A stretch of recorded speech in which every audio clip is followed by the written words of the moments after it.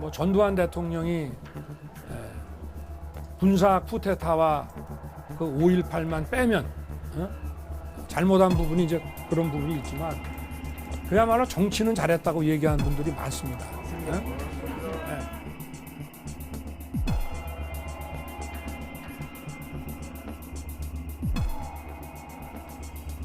광주에서 흘린 눈물조차 악어의 눈물이었다는 것이 만천하에 드러났습니다.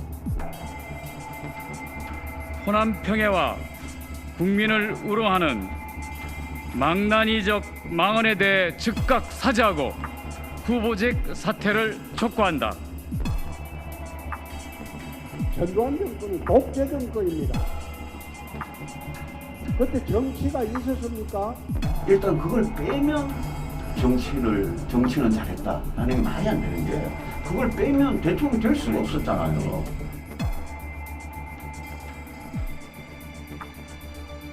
다 좌우간 효과를 내고 좋았던 것은 다 찾아서 벤치마킹을 해야죠. 국민의 민생을 챙기기 위해서는 국가 지도자는 수단 방법을 가리지 않아야 됩니다.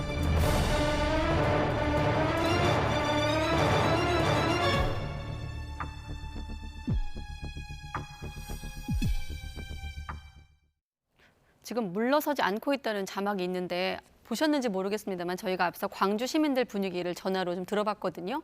그때 그 뭐라고 하셨냐면 진심 어린 깊은 사죄가 필요하다라는 말과 함께 좀 당 차원에서 보다 좀 강력한 장치를 마련해달라 이런 요구를 하고 있습니다. 일단 진심 어린 사과가 없어서 지금 해명뿐이라서 좀 논란이 계속 번지고 있다고 볼 수 있을까요?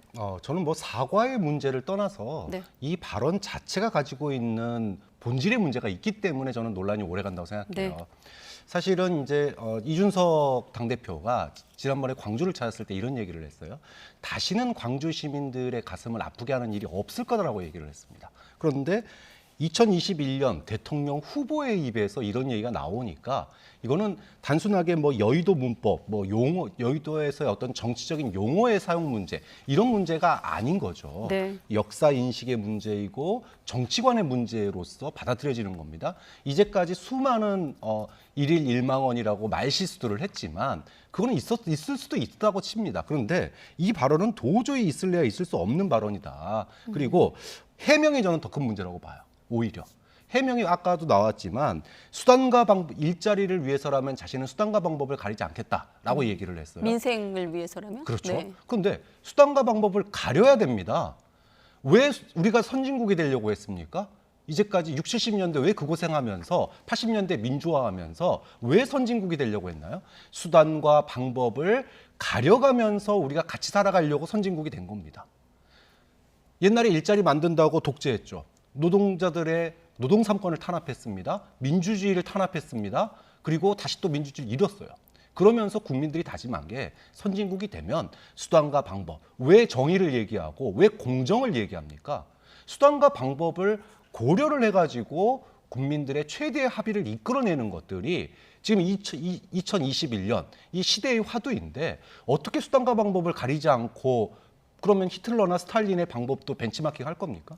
좀 그런 점에 있어서 본질이 지금 말을 갖다가 사과하면 그만일 문제를 갖다가 지금 사과를 하지 않고 경선 국면에서 이거를 어떻게든 위기를 탈출해서 기회로 삼고자 하려고 하다 보니까 네. 오히려 더 지금 자신의 발목을 갖다 스스로 잡고 있는 거다. 좀 그런 점에 있어서 뭐 잘못된 역사 인식이나 뭐 정치관 이런 문제도 문제지만 저는 해명도 오히려 더 큰 또 다른 오해를 날 수 있는 부분이다. 좀 그런 점에서 네. 좀 윤석열 후보가 굉장히 자충수에 빠지지 않았나라고 평가하고 싶습니다. 자, 그러면 순서를 좀 바꿔서 윤 전 총장 입장을 먼저 한번 해명을 한번 듣고 나서 또 이야기를 이어가도록 하겠습니다. 네. 국민의 민생을 챙기는데 뭐 어느 정권 때 거는 안 되고 뭐 이런 게 어디 있겠습니까? 다 좌우간 효과를 내고 좋았던 것은 다 찾아서 벤치마킹을 해야죠. 네, 어떻게 들으셨습니까?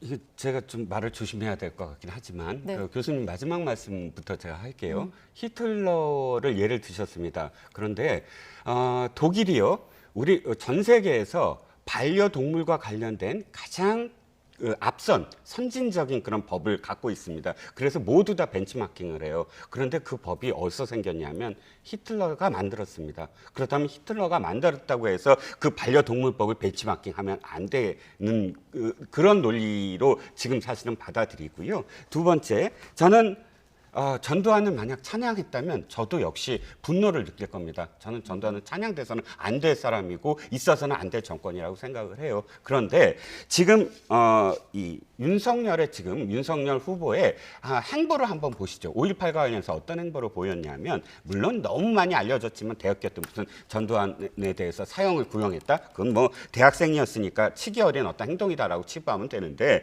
검찰총장 시절입니다. 2020년 2월 21일 그 광주지검에 순실을 나가요. 거기서 이렇게 얘기합니다. 5.18 정신을 새겨야 된다. 광주 민주화운동의 역사적 의미를 새겨야 되고, 그렇기 때문에 현안 사건의 공소 유지에 대해서 최선을 다하라. 이 현안 사건이 뭐냐면 당시에 사자 명예훼손 혐의로 재판을 받고 있는 전두환 사건과 관련해서 공소 유지를 다하라, 최선을 다하라라고 지시를 내립니다. 그리고 5월 17일, 올해 5월 17일은 5.18은 살아있는 역사이자 국민 가슴에 타오르고 있다. 이건 정치하기 전 얘기입니다. 정치한다고 나선 7월 17일은 사실 한나라당 일부 의원들이 계속 반대해왔던 헌법, 그러니까 5.18 정신을 헌법 수록 반대해왔던 그것을 수록하라라고 이야기를 합니다. 그러니까 5.18 정신과 전두환에 대해서 어떤 태도를 지금까지 갖고 있었느냐, 이 발언 직전까지 일관된 어떤 그런 행보를 가졌고요. 사실 저는 이 발언이 굉장히 문제가 있다고 생각을 하지만, 그러나 이 뒷부분, 그러니까 뭐를 벤치마킹 하느냐도 사실 뒷부분의 발언을 기억을 해야 된다고 봐요.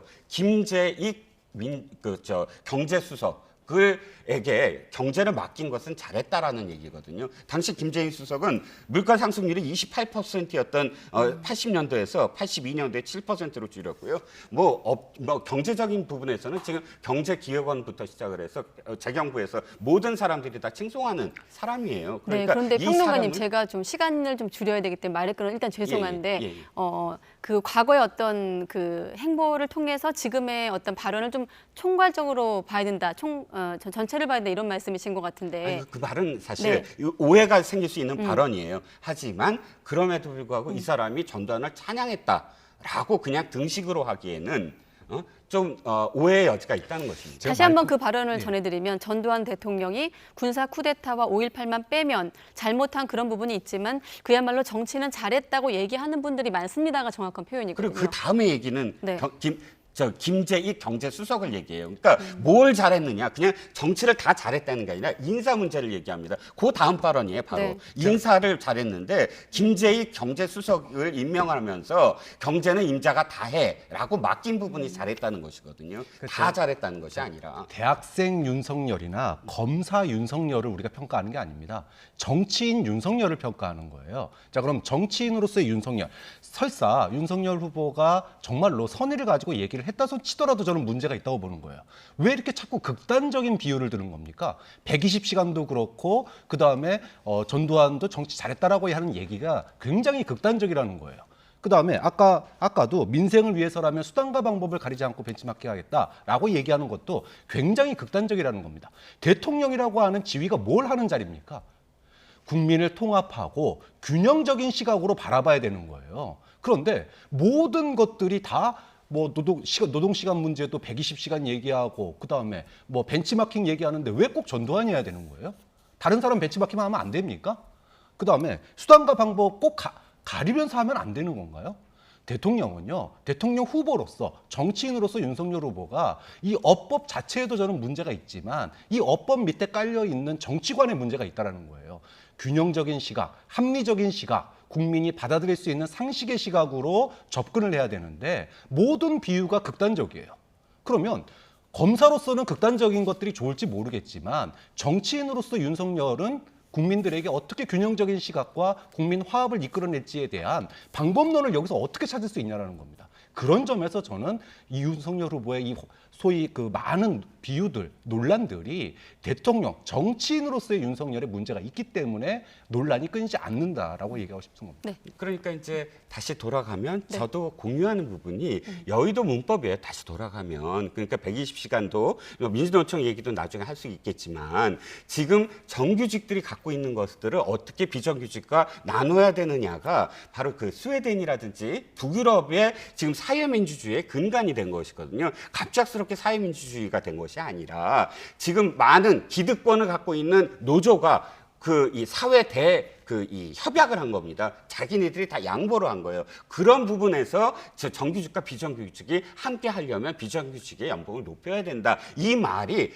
극단적인 비유 맞습니다. 정치적인 언어 잘 못 사용하고 있어요. 그 점에 대해서는 극렬하게 비판을 저도 합니다. 그런데 그 모든 것들을 등가시켜서 이 사람은 무조건 비정규직을 찬양하고 그러니까 뭐 몰아붙이고 있어. 또는 이 사람은 뭐 전두환은 무조건 찬양하고 있어. 이렇게 극단적으로 가게끔 만든 그 언어 습관이 저는 문제라는 거죠. 자, 그러면 여기서 여야 대표의 어떤 입장도 한번 들어보고 또 계속 두 분 얘기 들어보도록 하겠습니다. 이완용이 나라를 팔아먹은 거 빼면 정치를 잘했다라는 말하는 것과 진비 없습니다. 광주 시민들을 총칼로 짓밟고 국민들 인권과 민주주의를 유린하며 온갖 부정과 비리를 저질렀던 전두환식 50 정치가 시스템 정치라면 히틀러 스탈린 독재도 시스템 정치라 불러야 되겠습니까? 정치적인 언어로 미숙했다는 것은 제 생각엔 충분히 지적할 수 있는 부분이다. 또 이런 부분에 있어가지고 민감하게 또 대처했던 것이 옳았는데 지금 더 일이 좀 발전해 나가지 않도록 조속하게 좀 어떤 조치를 했으면 좋겠다는 생각입니다. 네, 이준석 대표 어떤 입장은 어떻게 들으셨습니까? 네, 자당의 후보니까 굉장히 순화해서 지금 얘기한 거로 생각해요. 이준석 후보 아마 속이 부글부글 끓을 겁니다. 이제까지 김종인 비대위원장 그리고 본인이 호남에서 표 20% 이상 얻기 위해 가지고 얼마나 노력을 했습니까? 그런데 그리고 또 지금 국면이요. 호남의 민심이 사실은 지난번 그 경선 불복 사태로 이재명 후보하고 사실은 좀 이 소위 원팀이 잘 안 되고 있는 분위기였어요. 그런데 졸지에 이제까지 국민의힘이 소위 서진 정책, 호남에 대한 공들였던 거 한순간에 다 날아가고 그리고 이재명 후보는 손쉽게 광주 민심, 호남 민심을 갖다가 이재명 후보 지지로 쉽게 끌어올 수 있는 길을 열어준 겁니다. 좀 그런 점에 있어서 그런 우려 때문에 지금 이준석 당대표가 굉장히 순화해서 얘기했지만 속으로는 지금 네. 아마 부글부글 끓 거예요, 정말. 자, 시간 관계상 토론회 얘기까지 못 담겠습니다만 일단 토론회에서도 이번 전두환 씨 발언이 공격 대상이 됐는데 토론회는 물론이고 앞으로도 계속 지금 윤 전 총장이 여기에 대해서 특별한 사과나 유감 표명 정도도 없거든요.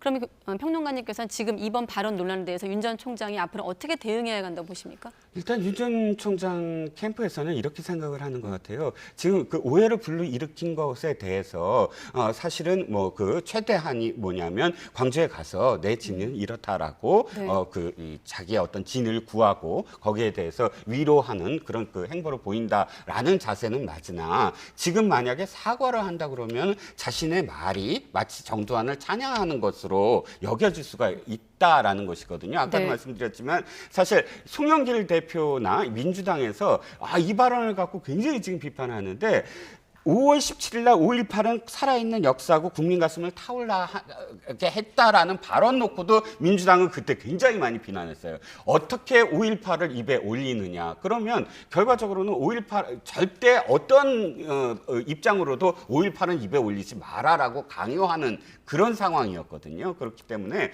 어쨌든 비난을 할 때도 일관성 있게 비난을 해야 된다는 생각이고요. 네. 저는 좀 더 진전된 어떤 표현이 필요하고 정치 언어에 대해서 좀 반성을 해야 될 것 같고요. 그리고 그야말로 지금 이준석 대표와 김종인 비상대책위원장이 쌓아왔던 그 호남에 대해서 윤석열 후보가 정말 어떤 태도를 취해야 되느냐에 대한 고민이 좀 있어야 된다고 봅니다.